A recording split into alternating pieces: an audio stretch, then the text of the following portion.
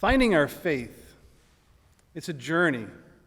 To understand our faith journey, we have to think back to the place it started, in the path we've traveled. For me, I grew up in Ward 1 in Holyoke, the Flats. It was a great place to grow up. It had so many other kids. You could always get a game of baseball, pick up basketball. If you carried a sports game of any kind out into the yard, a crowd would gather in no time. And I can remember a sporting event. It was our indoor soccer tournament at West Street School. About 5 of us on the team went into Holy Rosary Church just across the street from where we lived.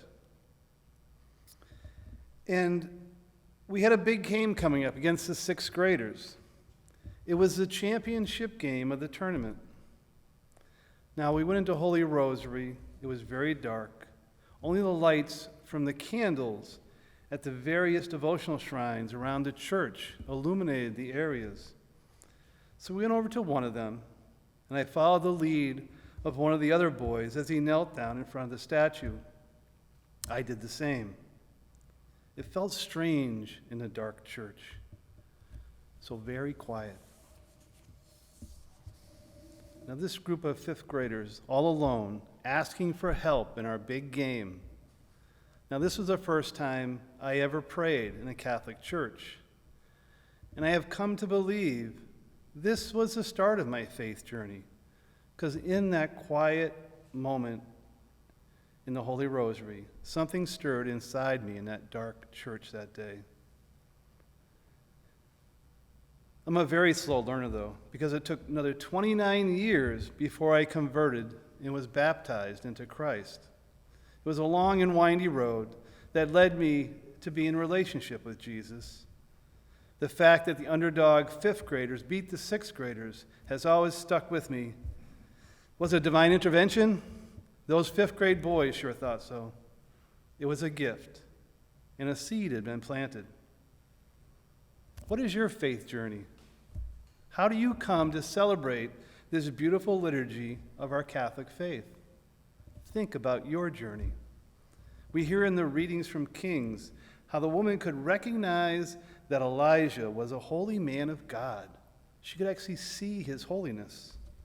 What did she see that made her see God working in that prophet? We have to ask ourselves, do people see the same thing in us?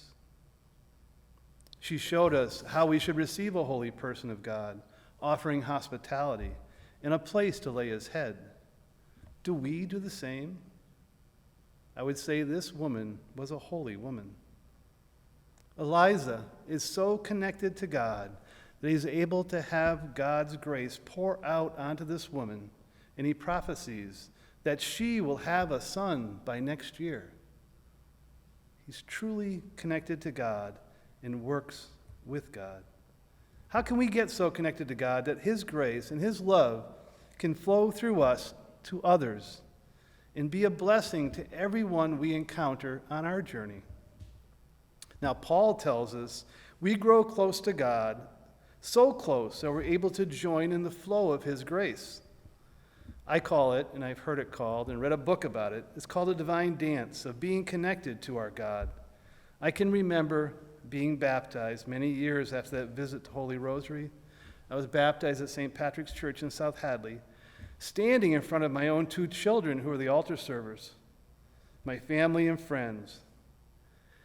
Now, after that moment of baptism, it's taken me another 23 years to fully understand what baptism really means on my journey.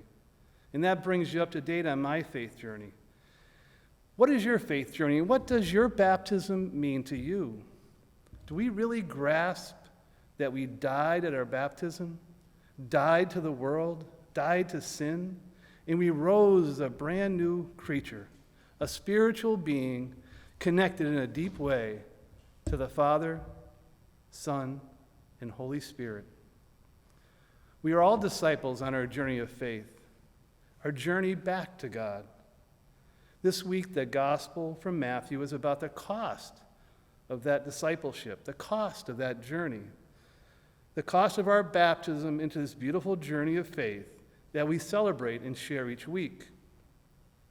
Whoever does not take up his cross, whoever loves father and mother more than Jesus, whoever loves son and daughter more than Jesus, is not worthy of being his disciple. This is a very hard to comprehend. But by dying at baptism and rising to new life, we are connected to God in a new and deeper way.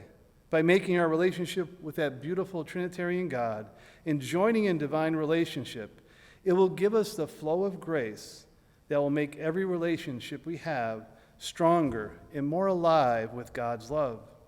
Our relationship with God has to take priority over all relationships. That is what this gospel is challenging us each to do. The cross we are asked to pick up and then follow Jesus is our own personal cross. To be able to take on our own daily challenges, our encounters every day, by embracing the hurts and the pain of our own faith journey, as well as others along our journey, as well as caring for those we encounter along the journey. We will come to hold the pains not only that we have in our life, but we can share the pains and sorrows of the larger community, hold them on our heart, and we take them onto our cross and lift our cross up to God, because that's our primary relationship. And we bring our cross each week to God and share our challenges with him. And that relationship will give us the strength we need to be disciples, the disciples we are called to be. May God continue to bless each and every one of us as we take up our cross every day on this beautiful journey of faith.